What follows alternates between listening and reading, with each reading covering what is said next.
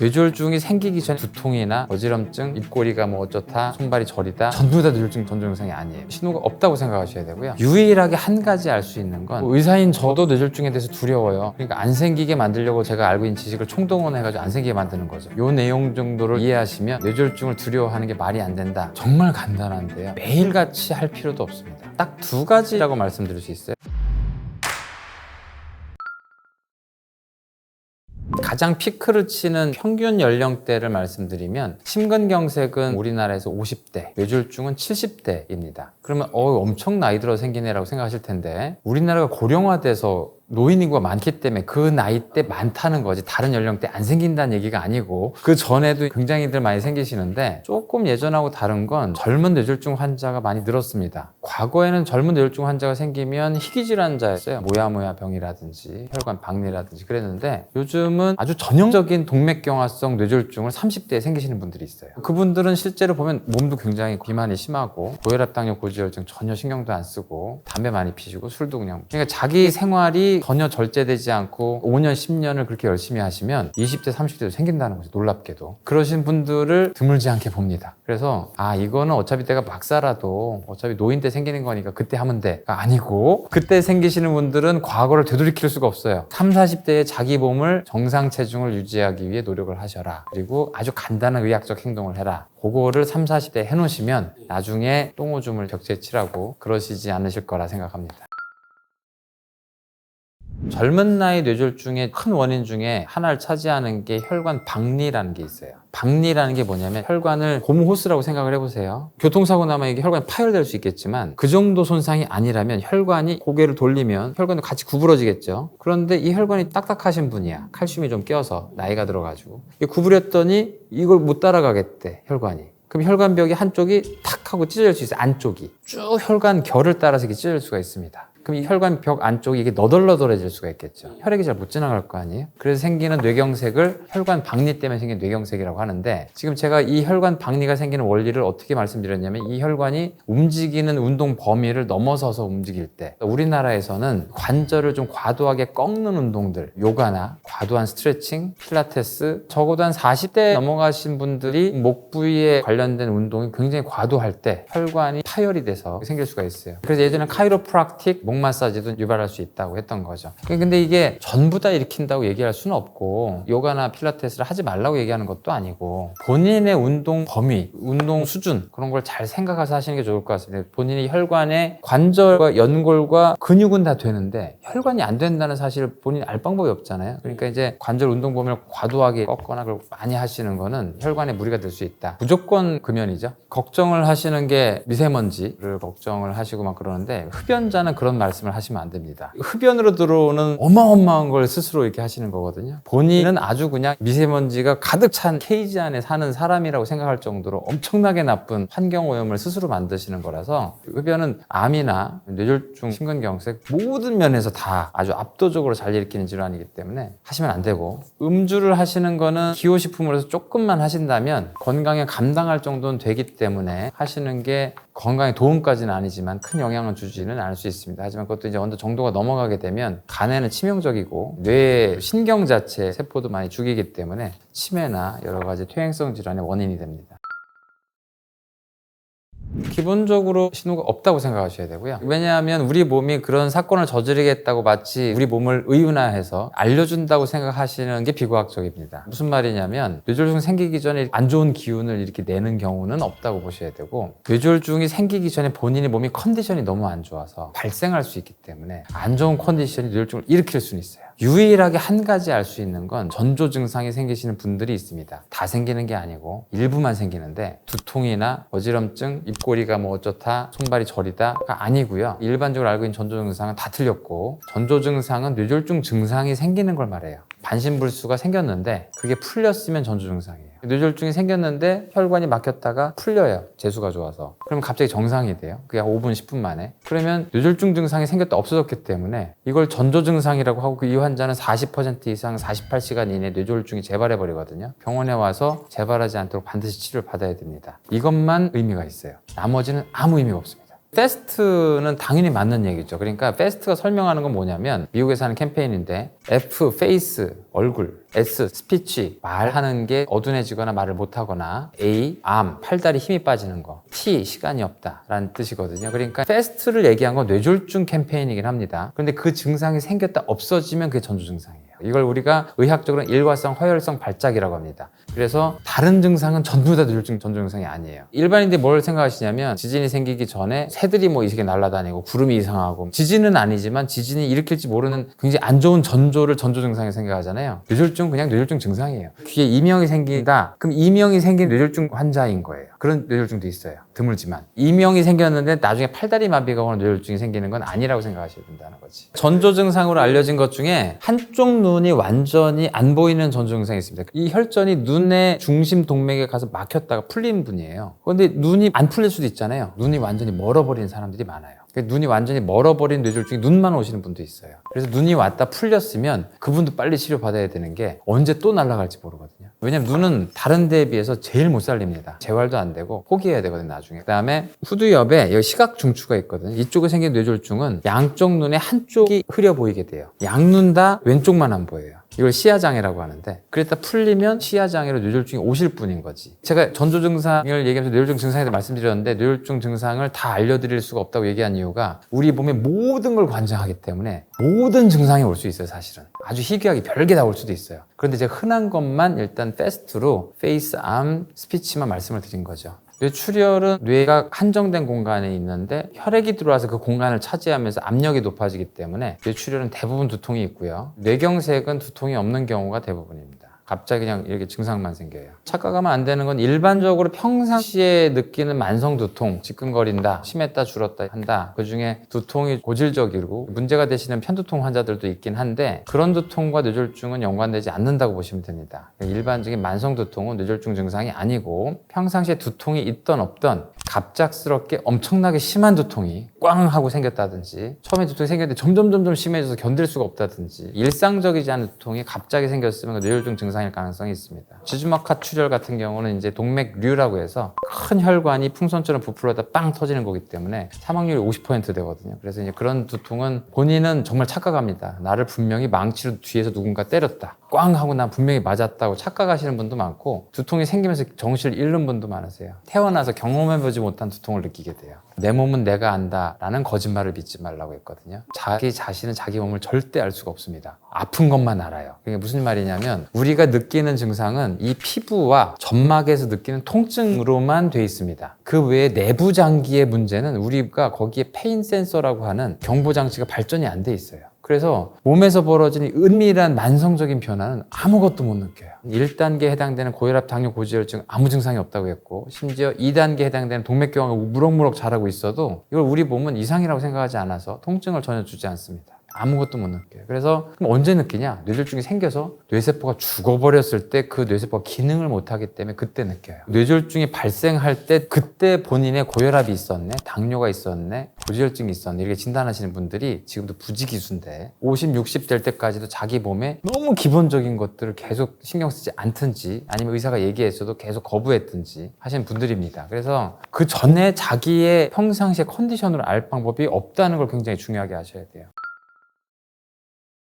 후유증도 정의를 명확하게 하셔야 돼요. 후유증이라는 건 어떤 병이 생겨서 다 낫지 않는다는 걸 말하는 거거든요. 새로운 게 뭔가 생기는 게 아니고, 뇌졸중은 뇌세포가 죽어서 생기는 병이에요. 뇌경색이건 뇌출혈이건. 그럼 뇌세포가 완벽하게 정상세포로 재생이 된다면 후유증이 없겠죠. 그런데 정상세포로 재생될 가능성이 없다고 생각하셔야 돼요. 뇌세포는 죽은 세포가 그대로 죽은 채로 남아버려요. 거의 다. 우리 몸에 재생이 안 되는 여러 조직들이 있는데, 안구 수정체와 연골, 뇌 신경 같은 경우는 잘 재생이 안 됩니다. 손상이 심할수록 구멍이 크게 남을 겁니다. 환자분들이 처음에 생긴 뇌졸중 증상이 그대로 끝까지 가진 않아요. 좋아집니다. 좋아지는데 세포가 재생돼서 좋아지는 게 아니고, 옆에 있는 정상세포들이 이 세포가 일을 못한다는 시그널을 받습니다. 신경줄기가 끊어졌기 때문에 대신 일을 받아요. 그래서 마치 이제 어떤 한 회사로 치면 한 팀이 갑자기 기분 나빠서 다 퇴사를 했는데 옆에 팀들이 유능해가지고 그 일을 갑자기 다 받아가지고 하는 꼴이에요. 이 정상세포도 굉장히 유능하다면 정상이 될 수도 있습니다.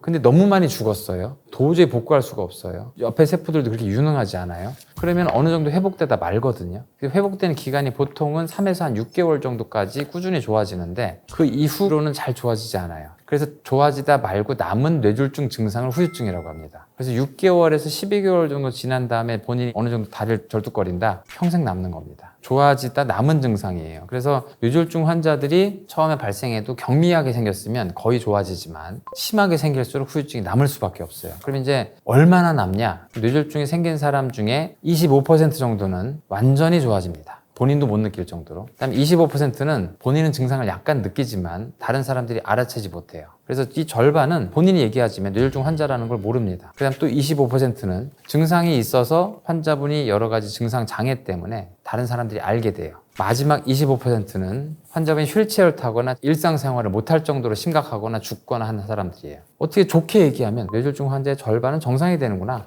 그래서 사실 환자분들이 뇌졸중 생겼다고 해서 천형이라고 생각하실 필요는 없고 정상이 될 가능성이 매우 높은 질환이다. 그렇게 이해하시는 게 좋을 것 같습니다. 의사인 저도 뇌졸중에 대해서 두려워요. 그러니까 안 생기게 만들려고 제가 알고 있는 지식을 총동원해가지고 안 생기게 만드는 거죠. 그래서 두려워해야 됩니다. 뇌졸중 전공자도 두려워하기 때문에 안 생기는 게 무조건 낫습니다. 뇌경색은 혈관이 막혀서 생긴 뇌세포의 괴사로 인한 뇌졸중을 말하는 거고요. 뇌출혈은 혈관이 터져서 그래서 이 혈액이 뇌로 홍수처럼 파급되면서 죽는 뇌세포 때문에 벌어지는 사건이에요. 그러니까 하나는 혈관이 두꺼워지더니 막혀서 생긴 질환이고 하나는 얇아서 터진 질환이니까 결과는 둘 다 뇌세포가 죽기 때문에 겉으로 보는 임상적인 상태는 뇌세포가 죽어서 온 환자네? 막혔는지 터졌는지 모르겠지만 그래서 이걸 묶어서 응급실에서 뇌졸중이라고 부르자라고 했고 CT를 찍어서 터졌으면 뇌출혈 환자 그때 이제 구별이 됩니다. 그래서 이제 뇌출혈과 뇌경색은 하나는 막힌 질환이고 하나는 터진 질환이기 때문에 치료 방법이 반대까지는 아니면 굉장히 틀려요. 느낌이 그러신 것처럼 뇌경색 혈관이 막혀서 그 혈액을 받아야 되는 세포들이 조용히 죽는 질환이죠. 뇌출혈은 터져서 혈액이 마치 여기를 무찌르듯이 공격적으로 퍼지는 질환이기 때문에 그 느낌 그대로 뇌출혈이 사망률이 더 높습니다. 그래서 뇌출혈은 40에서 50% 정도 사망률을 보이고 뇌경색은 사망률이 5% 미만입니다. 치매라는 병을 한 가지 병이라고 생각하시면 안 되고 뇌 자체가 퇴행성으로 망가지는 알츠하이머 치매를 포함한 그런 치매가 한 80%. 혈관이 망가져서 뇌세포가 군데군데 죽었기 때문에 인지 기능이 떨어지는 치매를 혈관성 치매라고 합니다. 혈관성 치매의 원인은 뇌졸중이에요. 뇌졸중이 그냥 치매를 일으켜요. 놀랍게도 알츠하이머 치매를 보면 이런 뇌조직에 관련된 치매도 실제로는 혈관적인 원인이 굉장히 많이 기여한다고 해서 고혈압, 당뇨, 고지혈증이 알츠하이머 치매의 굉장히 중요한 위험 요인으로 되어 있어요. 쓰러지는 환자가 난 뇌졸중이다 이렇게 쓰러지는 건 아니거든요. 환자분이 갑작스럽게 옆에서 봤더니 몸을 못 가누고 쓰러진다. 집에서 봤더니 어머니나 아버님이 쓰러지셨다. 그럼 일단 확인해야 되는 건 의식이 있는지 보셔야 돼요. 환자분이 의식이 있는지 없는지 봐서 의식이 없다. 빠른 속도로 코에 숨을 쉬는지 보시고 할 수 있다면 맥박도 있는지 보시는데 그걸 끝까지 확인하는 시간을 지체할 필요는 없고 일단 옆에 계신 분이나 본인이 119부터 연락을 하세요. 1번. 근데 옆에 사람이 있다. 119 연락해 주세요라고 해야 되고 그 다음 바로 심폐소생술을 해야 됩니다. 그때는 환자분이 심장이 멎었기 때문에 의식 손상이 생겼다고 생각을 해야 되고요. 틀렸다 하더라도 그렇게 하는 게 훨씬 도움이 되기 때문에 심폐소생술을 해야 됩니다. 그럴 경우에 소생이 될 가능성이 한 7% 돼요. 나머지는 다 돌아가십니다. 충격적이죠. 만약에 그때 적절한 심폐소생술을 하면 거의 다 살릴 수도 있어요. 안 하기 때문에 그런 거예요. 근데 그게 아니고 의식이 있다. 눈을 잘 못 맞추지만 눈도 뜨고 말을 하려고 하는데 잘 못하고 아무튼 의식이 없는 건 아니다. 그러면 그때는 아무것도 안 합니다. 그때는 뭘 하시면 안 되고 119만 연락하고 환자분을 편하게 눕힌 상태에서 기다리고 계셔야 돼요. 뭘 하겠다고 우왕청심환을 먹이거나 손말을 따거나 하는 행동은 약간 방해가 될 수 있고 환자분을 위해서 이렇게 팔다리를 주물러주기도 하시는데 주물러도 됩니다. 뭐 해야 될 필요가 있는 건 아니기 때문에 왜냐면 환자분이 어떤 행동도 할 수가 없어요. 심지어 119 구조대도 이 환자가 의식 손상이 생겨서 망가지는 경우에 대해서만 어떤 조치를 하지 치료를 시작하지는 않거든요. 빨리 이송을 하려고 하는 거죠. 병원에서만 할 수 있기 때문에 이송을 빨리 하는 방향으로 하셔야 됩니다. 평상시에 증상으로는 없고 반드시 의학적인 행동을 해야 된다고 말씀을 드린 거죠. 그래서 1단계에 해당되는 위험 요인을 알아내기 위한 거는 혈압을 재보셔야 되고 당화혈색소를 측정해야 돼요. 콜레스테롤을 측정해야만 알 수 있고요. 2단계를 조금 더 한번 설명을 드리면 동맥경화가 생겼다는 사실을 알 수 있느냐 그 부분에 대한 영상을 찍어봐야 됩니다. 그래서 가장 간단한 방법은 경동맥 초음파를 하면 경동맥의 조그만한 동맥경화를 확인할 수가 있어요. 목동맥의 동맥경화를 보는 게 목표가 아니라고 생각하셔야 돼요. 이 이 동맥경화는 위험 요인에 전신적으로 영향을 미치는 거기 때문에 목에만 생겼겠냐는 거죠. 여기에 있으면 당신은 동맥경화가 어느 정도 진행된 사람입니다 라고 진단을 하는 거라고 이해를 하셔야 됩니다. 왜냐면 이 혈관이 우리 몸에서 가장 가까운 곳에서 큰 혈관이기 때문에 이걸 초음파로 하기 좋다는 거고요. 조금 여유가 되신다면 MRI와 MRA를 찍어보시면, 특히 MRA를 찍으시면 머리 혈관을 볼 수가 있어요. 머리 혈관에 동맥꽈리가 생겼는지, 경화가 있는지, 심장 같은 경우는 CT를 찍어서 심장의 관상동맥을 볼 수가 있습니다. 그래서 아주 명확하게 다 보겠다라고 하면 심장 CT와 MRA를 찍고 하시면 다 확인하실 수가 있는데, 일반인들이 이런 걸 다 하시는 건 명백하게 과잉진료죠. 그러니까 일반인들한테서 한 40 넘어가시면 경동맥 초음파를 한번 해보시고 50 넘어가시면 MRA를 한번 해보시는 게 건강에 도움이 되지 않을까 생각을 합니다. 동맥경화가 있어서 이걸 나중에 시술해야 될지도 모른다고 생각하시는 분들은 그건 보험도 되는 거기 때문에 의사의 지침에 맞춰서 계속 하시면 되는데, 본인이 정상인이다, 그런데 혹시나 해서 한번 해봤다, 여기 한번 찍고 끝나는 거죠. 그래서 본인이 그때 처음 동맥경화가 있는 걸 진단했다, 그때 이제 의사와 상의를 해야 됩니다. 우리가 살면서 정말 두려운 병 딱 3개, 암, 치매, 뇌졸중이죠. 암과 치매는 평상시 어떻게 살아도 막아야 되는 게 의사가 얘기하기가 좀 애매해요. 너무 많은 변수가 있고 그걸 다 차단한다는 게 인간 생활에서 불가능한 경우가 많기 때문에, 그리고 그렇게 태어나신 분들도 있고. 근데 뇌졸중은 명백하게 본인이 살면서 만들어요. 살면서 만드는 걸 본인이 이해한 다음에 이 방향으로 살면 안 되는구나 라는 것만 인식하면 된다는 얘기. 그래서 이 내용 정도를 이해하시면 뇌졸중을 두려워하는 게 말이 안 된다. 정말 간단한데요, 매일같이 할 필요도 없습니다. 딱 2가지라고 말씀드릴 수 있어요. 평상시에 본인이 하는 생활습관 1번, 2번은 의학적인 지식으로 나온 최소한의 의학적 행동입니다. 일반적인 생활습관은 건강하게 살아라, 적당한 운동을 해라, 골고루 먹어라 라고 하면 어릴 때부터 들었던 도덕책, 윤리책 같은 느낌이면서 잔소리죠, 잔소리. 그거 누가 모르냐. 가장 중요한 건 그냥 체중을 유지하세요. 본인의 체중이 불어나거나 줄어들지 않을 정도로 관리하는 것 정도만으로 일단 기본은 하시는 거다. 왜냐하면 어떤 행동을 할 때 목표라는 게 있는데, 건강생활이라는 걸 과정을 목표로 하면 이게 잔소리가 됩니다. 너 왜 제대로 안 먹냐? 너 왜 운동 안 하냐? 이렇게 되는 거니까 행동에 대한 잔소리가 되죠. 그거는 알아서 하시고, 본인이 생각하는 체중을 유지하는 것 정도를 하려면 내가 자기주도적으로 어떻게 해야 되느냐, 그렇게 생각을 해보시라고 한 거고요. 최소한의 의학적 행동은 고혈압, 당뇨, 고지혈증, 술, 담배 딱 5가지만 생각하시는데, 술, 담배는 알아서 자율적으로 끊으세요. 그거는 이제 저랑 타협을 해봤자 펴도 됩니다, 먹어도 됩니다, 이런 얘기가 나올 수가 없는 거기 때문에 그거는 당연히 끊거나 안 하시는 게 좋습니다. 굳이 한다면 술을 일주일에 1번 이내 2잔 이내로 끝내라. 근데 나머지 고혈압, 당뇨, 고지혈증은 두려워해서 재지 않는 게 제일 미련한 행동이에요. 그러니까 당뇨하고 고지혈증 얘기를 하면 1년에 1번 건강검진 하실 때 그게 안 들어있으면 당화혈색소 추가해 주세요, LDL 콜레스테롤 추가해 주세요 해서 당화혈색소가 6.0% 넘어가면 나 당뇨 걸리는 거 아니야? 라고 생각하시면 되고, LDL 콜레스테롤이 160 넘어가면 나 고지혈증 아니야? 라고 생각하시면 됩니다. 혈압은 병원에서 재는 게 아니에요. 집에서 재는 거예요. 병원에서 재면 긴장을 하기 때문에 다 올라갑니다. 우리 어떤 상황에서건 아프거나 불편하거나 병원에 가면 혈압이 올라가는 건 우리 몸을 치유하기 위해서 올라가는 거예요. 이걸 카테콜라민 반응이라고 하고, 불이 나거나 교통사고가 나거나 한 상황에서 그때 두통이 이렇게 느끼시는 분은 없죠. 막 정신없죠. 이런 문제를 해결하기 위해서 몸에서 노에피네프린, 에피네프린이 쭉쭉 올라오게 되는데, 그런 성분 때문에 혈압이 올라가요. 왜냐하면 혈액을 보내야 되거든요. 각성을 유지하고 이 혈액에 중요한 성분이 다 있으니까 우리 몸이 이거를 해야 되는 방법은 혈압을 올리는 겁니다. 병원에 가면 올라가죠. 근데 거기 가서 혈압이 높은 걸로 이제 실갱이를 버리는 거예요. 고혈압은 그렇게 재는 게 아니고, 집에서 아주 편안할 때, 아무 증상도 없고 즐거울 때 본인이 혈압계를 가지고 쟀는데, 지금 현재 우리나라 기준 140에 90이라고 하지만 조금 더 타이트하게 보셔서 130에 80을 넘는다, 그럼 고혈압인가? 라고 고민을 하셔야 됩니다. 그러니까 제가 생활습관에선 체중을 유지해라, 그 다음에 최소한의 의학적 행동은 1년에 1번 당화혈색소와 콜레스테롤 재라, 그리고 혈압계를 당장 사서 집에서 본인이 재시면 되겠습니다. 가만히 생각해 보시면 이게 어렵나요?